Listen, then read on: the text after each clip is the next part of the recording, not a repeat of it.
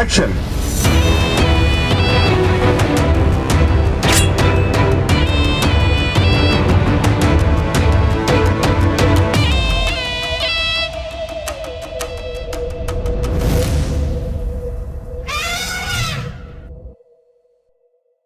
ஸ்ரீரங்கம் ரங்கநாதன் நரசிம்மன் புழல் சிறையிலிருந்து வெளியே வந்தார். தன் மீது போடப்பட்ட 7வது வழக்கிலும் ஸ்ரீரங்கம் மாஜிஸ்திரேட் நீதிமன்றம் ஜாமீன் வழங்கிய நிலையில் ரங்கராஜன் நரசிம்மன் வெளியே வந்தார். இந்து சமய அறநிலைத்துறை மேற்பார்வையில் இருக்கும் கோவில்களில் திருக்குறள் முதன்மைப்படுத்தப்படும் என்றும் பக்தர்கள் திருக்குறளை படிக்கும் வகையில் வழிமுறைகள் ஏற்படுத்தப்படும் என்றும் திருச்செந்தூரில் இந்து சமய அறநிலைத்துறை அமைச்சர் சேகர் பாபு தெரிவித்தார். 2024ஆம் ஆண்டு விசாரித்த வழக்குகளில் 100% குற்றவாளிகளுக்கு தண்டனையை உறுதி செய்துள்ளதாக NIA தனது ஆண்டறிக்கையில் தெரிவித்துள்ளது. டெல்லி தேர்தலுக்காக மக்களுக்கு பாஜக வெளிப்படையாக பணப்பட்டுவாடா செய்வதை RSS ஆதரிக்கிறதா என்றும் பட்டியலின மக்களின் வாக்குகள் குறைந்துள்ளது ஜனநாயகத்துக்கு சரியானது என்று RSS நம்புகிறதா எனவும் RSS தலைவர் மோகன் பகவத்துக்கு ஆம் ஆத்மி தலைவர் அரவிந்த் கெஜ்ரிவால் கேள்வி எழுப்பியுள்ளார்.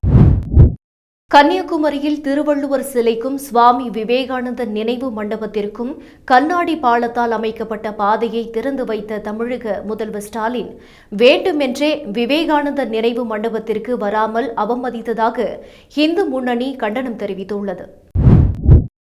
ஆந்திர பிரதேசத்தின் மான்ய மாவட்டம் சிங்கிபுரத்தில் குடிபோதையில் ஒரு நபர் அங்குள்ள மின்கம்பத்தில் ஏறி மின்கம்பியின் மீது படுத்து தூங்கிய சம்பவத்தால் பரபரப்பு ஏற்பட்டது.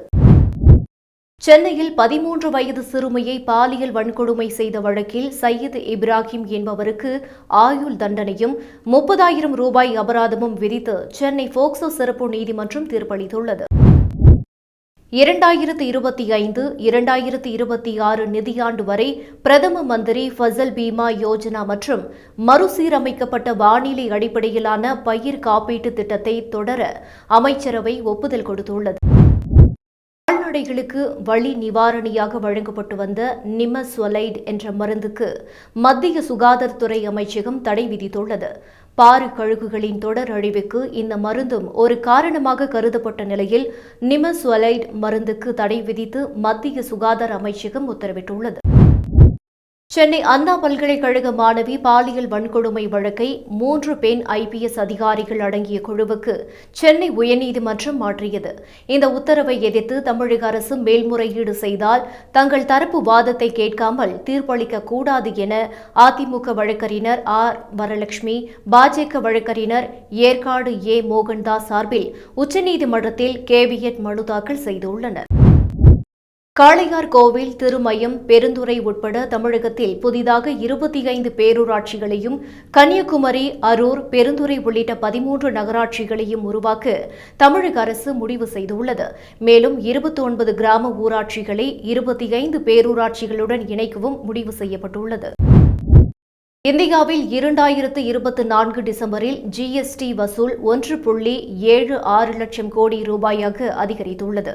இது 2023ஆம் ஆண்டு டிசம்பருடன் ஒப்பிடும்போது 9.1% அதிகமாகும். 2023 டிசம்பரில் 1.64 லட்சம் கோடி ரூபாய் GST வசூலாகி இருந்தது. அண்டார்டிகாவில் செயல்பட்டு வரும் இந்தியாவின் ஆய்வு மையமான மைத்ரியை புதுப்பிக்க மத்திய அரசு முடிவு செய்துள்ளது. இப்போது இருக்கும் மைத்ரி மையம் 1988ஆம் ஆண்டு கட்டப்பட்டது. சுமார் 20 ஆண்டுகளுக்கும் மேலாக இந்த மையத்தை புதுப்பிக்க வேண்டும் என கோரிக்கை எழுந்த நிலையில் மைத்ரி 2 திட்டத்தை செயல்படுத்த மத்திய அரசு திட்டமிட்டுள்ளது. நான் இருக்கும் வரை திமுக ஆட்சியை அகற்ற விட மாட்டேன் என்று மதிமுக பொதுச் செயலாளர் வைகோ கூறியுள்ளார். ஒரே நாடு ஒரே தேர்தல் முறை சாத்தியமற்றது என்றும் அண்ணாமலையின் சாட்டையடி நிகழ்வு ரசிக்கும்படியாக இருந்தது எனவும் வைகோ தெரிவித்துள்ளார். புத்தாண்டு கொண்டாட்ட பாதுகாப்பு பணிகளுக்காக சென்னையின் 425 இடங்களில் போலீசார் வாகன தணிக்கையில் ஈடுபட்ட நிலையில் இதில் ரேஸில் ஈடுபட்ட 242 இருசக்கர வாகனங்கள் பறிமுதல் செய்யப்பட்டுள்ளன. தேனி மாவட்டம் கம்பம் அருகே உள்ள காமையகவுண்டன்பட்டியில் நாட்டு துப்பாக்கி வைத்திருந்த 37 வயதான சத்தியகுமார் என்பவர் கைது செய்யப்பட்டார். அவரிடம் இருந்த நாட்டு துப்பாக்கியை பறிமுதல் செய்த போலீசார் சத்தியகுமாரை சிறையில் அடைத்தனர். தனிநபர் வருமான வரி விகிதத்தை குறைக்க வேண்டும் என மத்திய நிதியமைச்சர் நிர்மலா சீதாராமனிடம் இந்திய நிறுவனங்கள் வலியுறுத்தியுள்ளன. எரிபொருள் மீதான கலால் வரியை குறைக்கவும், வேலைவாய்ப்பு மிகுந்த துறைகளில் ஊக்கமளிக்கும் நடவடிக்கைகளை மேற்கொள்ள வேண்டும் என்றும் கோரிக்கை விடுத்துள்ளன. இந்திய பாதுகாப்புத் துறையின் ஏற்றுமதி 21,000 கோடி ரூபாயை கடந்து சாதனை படைத்துள்ளதாக பாதுகாப்புத்துறை அமைச்சர் ராஜ்நாத் சிங் தெரிவித்துள்ளார். 2029ஆம் ஆண்டுக்குள் 50,000 கோடி ரூபாய் ஏற்றுமதியை தொட்டுவிட வேண்டும் என்பதே இந்தியாவின் இலக்கு என்றும் ராஜ்நாத் சிங் கூறியுள்ளார். சைபர் குற்றங்களுக்கு அதிகம் பயன்படுத்தும் தளமாக வாட்ஸ்அப் உள்ளது என்றும், அதற்கு அடுத்த இடத்தில் டெலிகிராம் மற்றும் இன்ஸ்டாகிராம் தளங்கள் இருப்பதாகவும் உள்துறை அமைச்சகத்தின் அறிக்கை தெரிவித்துள்ளது. இஸ்ரேலில் கட்டுமான பணியில் ஈடுபட்டு வந்த ஆயிரக்கணக்கான பாலஸ்தீன தொழிலாளர்களுக்கு அந்நாட்டு அரசு தடை விதித்த நிலையில் 16,000 இந்திய தொழிலாளர்களுக்கு இஸ்ரேலில் கட்டுமான பணி வழங்கப்பட்டுள்ளது. அவர்களுக்கு ஒரு மாதத்திற்கு இலவச உணவு, தங்குமிடம் தவிர 1.5 லட்சம் ரூபாய் சம்பளமாக வழங்கப்படுகிறது. ராணுவ சட்டத்தை பிரகடனம் செய்த காரணத்தால் பதவி நீக்கம் செய்யப்பட்ட தென்கொரிய அதிபர் யூன் சுக் ஏலுக்கு அந்நாட்டு நீதிமன்றம் கைது வாரண்ட் பிறப்பித்துள்ளது. இந்த கைது வாரண்ட் சட்ட விரோதமானது என்றும், இதை எதிர்த்து மேல்முறையீடு செய்யப்படும் என்றும் தென்கொரிய அதிபரின் வழக்கறிஞர் கூறியுள்ளார். அமெரிக்காவின் நியூயார்க் நகரில் உலக பிளிட்ஸ் செஸ் சாம்பியன்ஷிப் போட்டி நடந்து வருகிறது. இதில் மகளிருக்கான தகுதி சுற்றில் இந்திய கிராண்ட் மாஸ்டரான வைஷாலி 9.5 புள்ளிகள் பெற்று முதலிடம் பிடித்து காலிறுதி சுற்றுக்கு முன்னேறினார். பொதுமக்களுக்கு மிகவும் ஆபத்தான சைபர் தாக்குதலுடன் தொடர்புடைய சீன ஹேக்கர் பற்றி தகவல் கொடுத்தால் 1 கோடி ரூபாய் பரிசு வழங்கப்படும் என்று அமெரிக்கா அறிவித்துள்ளது. இதுகுறித்து விசாரிக்க அமெரிக்கா ஒரு சீன சைபர் செக்யூரிட்டி நிறுவனத்துக்கும் அனுமதி வழங்கியிருக்கிறது. 1880ஆம் ஆண்டு ஜனவரி 1ஆம் தேதி சென்னை எழும்பூரிலிருந்து தூத்துக்குடிக்கு முத்துநகர் விரைவு ரயில் தனது முதல் பயணத்தை தொடங்கியது. இந்த ரயில் சேவை தொடங்கி இன்றுடன் 145 ஆண்டுகளாகிறது. ஆங்கில புத்தாண்டையொட்டி தமிழக முதல்வர் ஸ்டாலினை நீர்வளத்துறை அமைச்சர் துரைமுருகன், நகராட்சி நிர்வாகத்துறை அமைச்சர் KN நேரு, பொதுப்பணித்துறை அமைச்சர் ஏவா வேலு, இந்து சமய அறநிலைத்துறை அமைச்சர் சேகர் பாபு, MPக்கள் TR பாலு, ஜெகத் ரட்சகன், கனிமொழி ஆகியோர் சந்தித்து வாழ்த்து பெற்றனர். கள்ளக்குறிச்சி மாவட்டம் சின்னசேலம் அருகே திம்மாபுரம் கிராமத்தைச் சேர்ந்த நிர்மலா என்பவர் சோளக்காட்டுக்குள் மர்மமான முறையில் உயிரிழந்து கிடந்தார். நிர்மலாவின் உடலை பிரேத பரிசோதனைக்காக அனுப்பி வைத்த போலீசார் இதுகுறித்து தீவிர விசாரணை நடத்தி வருகின்றனர். சபரிமலைக்கு பெருவழி பாதை வழியாக செல்லும் பக்தர்களுக்கு சிறப்பு தரிசன ஏற்பாடுகள் செய்யப்படும் என்று அறிவிக்கப்பட்ட நிலையில் இந்த திட்டம் தற்காலிகமாக ரத்து செய்யப்படுவதாக திருவிதாங்கூர் தேவசம் போர்டு அறிவித்துள்ளது. மறு அறிவிப்பு வரும் வரை வனப்பாதை வழியாக நடந்து செல்லும் பக்தர்களுக்கான சிறப்பு தரிசன சீட்டுகள் வழங்கக்கூடாது என தேவசம் போர்டு உத்தரவு பிறப்பித்துள்ளது. தமிழகத்தில் 500 அரசு பள்ளிகளை தனியாருக்கு தத்து கொடுக்கும் தமிழக அரசின் முயற்சிக்கு மார்க்சிஸ்ட் கம்யூனிஸ்ட் கட்சியின் மாநில செயலாளர் K. பாலகிருஷ்ணன் கண்டனம் தெரிவித்துள்ளார். இது தேசிய கல்விக் கொள்கையை மறைமுகமாக திணிக்கும் முயற்சி என்று K. பாலகிருஷ்ணன் குற்றம் சாட்டியுள்ளார். ஆஸ்திரேலியாவின் மெல்போர்ன் நகரில் நடந்த டெஸ்ட் போட்டி தோல்விக்கு பிறகு இந்திய வீரர்களின் உடைமாற்றும் அறையில் பயிற்சியாளர் கௌதம் கம்பீர் கடுமையாக நடந்து கொண்டதாக செய்தி வெளியானது. வீரர்களின் உடைமாற்றும் அறையில் பேசியது எப்படி வெளியே கசிந்தது என முன்னாள் கிரிக்கெட் வீரர் ஹிர்பான் பதான் கண்டனம். புதுச்சேரியின் பல்வேறு பகுதிகளில் புத்தாண்டு கொண்டாட்டத்தின் போது ஏற்பட்ட விபத்துகளில் சிக்கி 2 இளைஞர்கள் உயிரிழந்தனர். 57 பேர் காயமடைந்தனர். இந்த விபத்துகள் குறித்து புதுச்சேரி கிழக்கு பகுதி போக்குவரத்து போலீசார் வழக்கு பதிவு செய்து விசாரணை நடத்தி வருகின்றனர். 2000 ரூபாய் நோட்டுகள் திரும்ப பெறப்படும் என 2023ஆம் ஆண்டு மே 19ஆம் தேதி ரிசர்வ் வங்கி அறிவித்த நிலையில் இதுவரை 98.12% 2000 ரூபாய் நோட்டுகள் திரும்ப பெறப்பட்டுள்ளதாக ரிசர்வ் வங்கி தெரிவித்துள்ளது. திருப்பூர் மாவட்டம் வஞ்சிபாளையம் பகுதியில் ரயில்வே தண்டவாளம் வழியாக இறந்தவரின் உடல் கொண்டு செல்லப்பட்ட சம்பவம் அதிர்ச்சியை ஏற்படுத்தியுள்ளது. வழக்கமாக செல்லும் சாலையில் 1.5 ஆண்டுகளாக சாலை பணி நடப்பதால் தண்டவாளம் வழியாக கொண்டு சென்றதாக அப்பகுதி மக்கள் தெரிவித்தனர். முன்னாள் பிரதமர் மன்மோகன் சிங் உடல்நலக் குறைவால் உயிரிழந்த நிலையில் அவர் பிறந்த பாகிஸ்தானின் காக் என்ற கிராமத்தில் அவருக்கு இரங்கல் கூட்டம் நடத்தப்பட்டது. ஆண்டுக்கு 10,701 அரசு வேலைவாய்ப்புகள் என்பது இளைஞர்கள் கனவை எப்படி நனவாக்கும் என்று பாமக நிறுவனர் ராமதாஸ் கேள்வி எழுப்பியுள்ளார். திமுக ஆட்சிக்கு வந்த பிறகு சென்ற 3 ஆண்டுகளில் ஒவ்வொரு ஆண்டும் இதைவிட குறைந்த அளவிலேயே அரசு வேலைகள் வழங்கப்பட்டதாக ராமதாஸ் குற்றம் சாட்டியுள்ளார். ஜனவரி மாதத்தில் பெரும்பாலான பகுதிகளில் குறைந்தபட்ச வெப்பநிலையானது இயல்பான அளவை விட அதிகமாகவே இருக்கும் என்றும், அதேபோல வடமேற்கு மத்திய மற்றும் கிழக்கு பகுதிகளிலும் தென் தீபகற்பத்தின் மத்திய பகுதிகளிலும் அதிகபட்ச வெப்பநிலையானது இயல்பான அளவை விட அதிகமாகவே இருக்கும் என்றும் இந்திய வானிலை ஆய்வு மையம் தெரிவித்துள்ளது.